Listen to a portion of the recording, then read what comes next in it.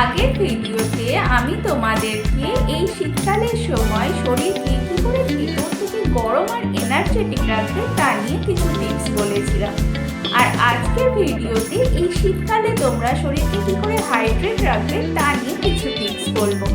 এই শীতকালের সময়টাতে আমাদের শরীর সবথেকে বেশি খারাপ হয়, কারণ এই সময় আমাদের শরীর ডিহাইড্রেট হয়ে পড়ে, আমাদের পিপাসা লাগে না, ফলে আমরা জল খাই না, শরীরে হাইড্রেট থাকে না, যার কারণে ত্বক শুষ্ক হয়ে পড়ে, পা ফাটে, ঠোঁট ফাটে, এই সমস্ত সমস্যা দেখা দেয়।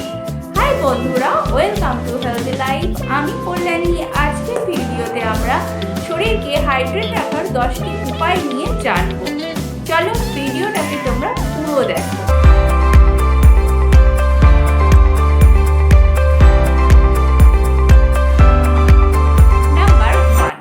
শরীরকে হাইড্রেট রাখতে সকালবেলা ঘুম থেকে উঠে 1 থেকে 2 গ্লাস হালকা গরম জল খেতে হবে। এতে শরীর হাইড্রেট থাকার পাশাপাশি কিন্তু শরীর ডিটক্সও হবে।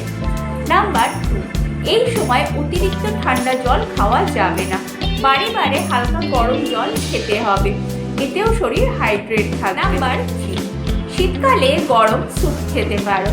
গরম স্যুপ খেলে শরীর ঠিক যেরকম ভেতর থেকে গরম থাকবে, ঠিক শরীরে জলের ঘাটতিও অনেকটাই মিটবে, যার ফলে শরীর হাইড্রেট থাকবে।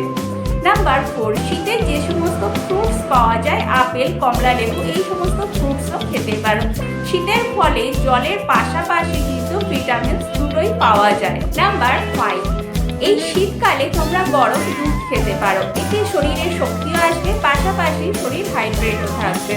নাম্বার 6, রাত হলো শরীরকে হাইড্রেট রাখা খুবই জরুরি, যার জন্য তোমরা রাত্রির বেলা ঘুমাতে যাওয়ার আগে অবশ্যই আধা গ্লাস ওয়াটার খেতে পারো বা জল পান করতে পারো। নাম্বার 7, এই শীতের সময় আমাদের পিপাসা লাগে না, যার ফলে আমরা জল খেতে ভুলে যাই, তাই একটা জলের বোতল সবসময় আমাদের কাছে রাখতে হবে, যাতে আমরা জলের বোতলটা দেখতে পাই এবং আমাদের জল খাওয়ার কথা বারে বারে মনে পড়ে।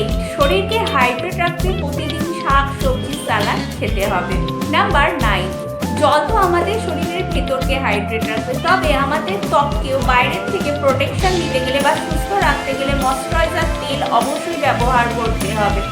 নাম্বার 10, এই সময় বেশি চা কফি খাওয়া যাবে না, বেশি পরিমাণে চা কফি খেলে কিন্তু শরীর ডিহাইড্রেট হয়ে পড়ে।